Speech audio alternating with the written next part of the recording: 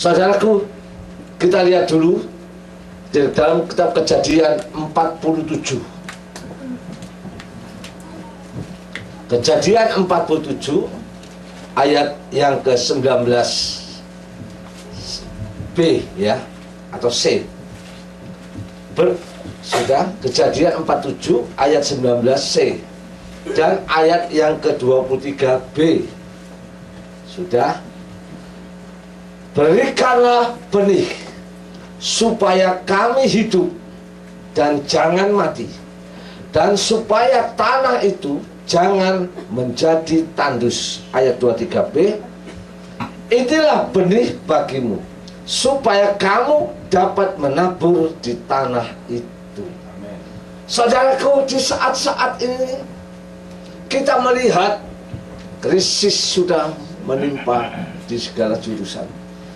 Lihat bensin di Amerika naik terus, sudah mendekati $4, bakal terus naik. Harga beras sudah naik. Tetapi saudara dan saya sebagai jemaat Tuhan Yesus, Tuhan pasti akan membedakan mana anaknya dan mana bukan anaknya. Sebagai seorang anak yang mengerti bahwa semuanya datang dari Allah, maka kita harus belajar menabur. Seperti tertulis ini, berikanlah benih supaya kami hidup dan jangan mati. Supaya kami hidup dan jangan mati. Dan supaya tanah itu menjadi tanah, supaya tanah itu jangan menjadi tanah tandus. Kalau tanah yang tandus, karena tanah itu tidak pernah disiram, tidak pernah ditanam benih. Tanah hati kita juga, tanah hati kita yang subur, mendengar firman Allah, langsung diaminkan dan meresponi firman ini. Tetapi tanah hati yang tandus, mendengar firman, alah, biasa pendeta jual jamu. Kalau nggak jual jamu, nggak ada yang nanggap. Itu orang dunia.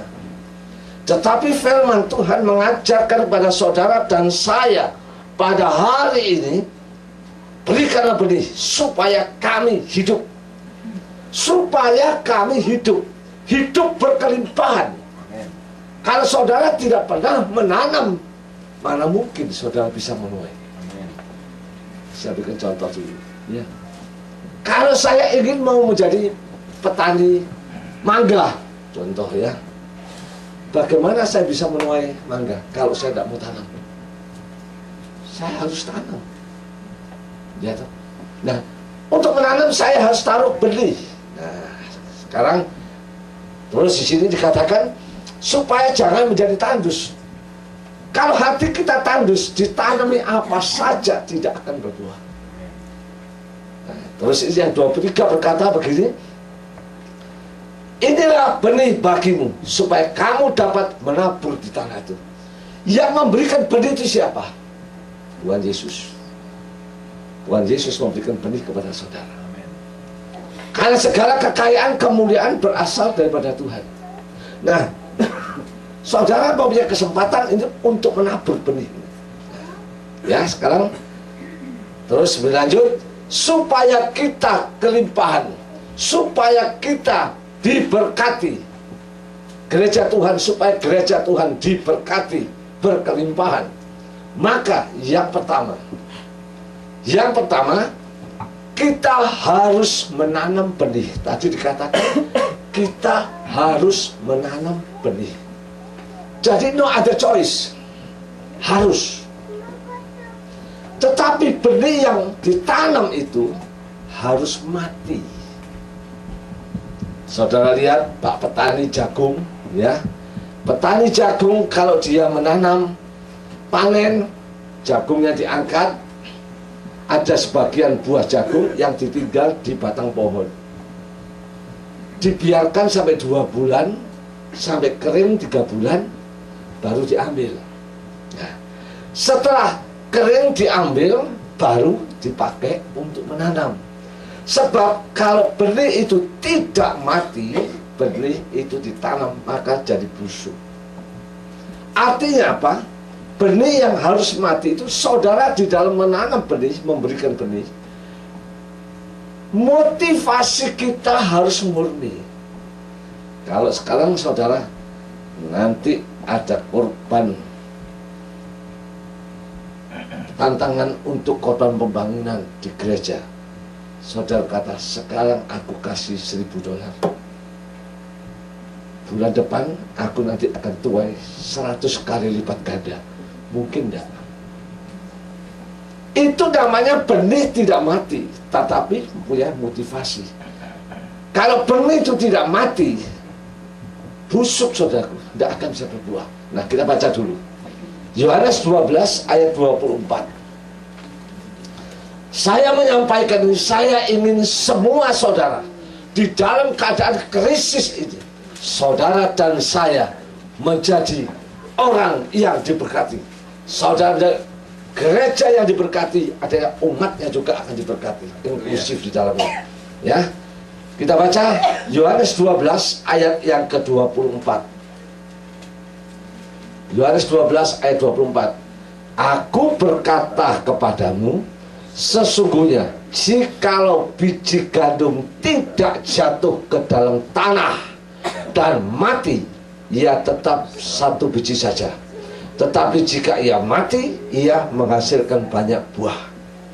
Sesungguhnya jika biji gandum tidak jatuh dalam tanah, kalau saudara nggak mau menabur, tidak mungkin bisa keluar benih, keluar jagung. Amin. Jatuh ke dalam tanah, artinya kita harus belajar menabur. Dan benih itu harus mati. Saudara di dalam memberikan kepada gereja, saudara jangan mempunyai motivasi apapun. Kalau saudara punya motivasi, sekali lagi saya katakan, maka biji itu belum mati akan jadi busuk. Jadi busuk. Tetapi kalau biji itu mati, di sini dikatakan, ya, maka ayat yang ke-24 ini dikatakan, ia tetap satu biji saja kalau tidak mati. Tetapi jika ia mati, ia menghasilkan banyak buah.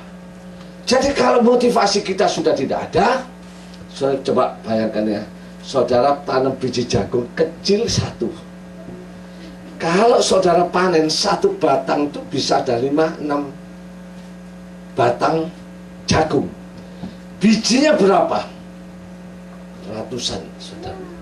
6 biji itu ratusan. Tapi harus jatuh tanah dan mati. Nah, kita lihat terus ya.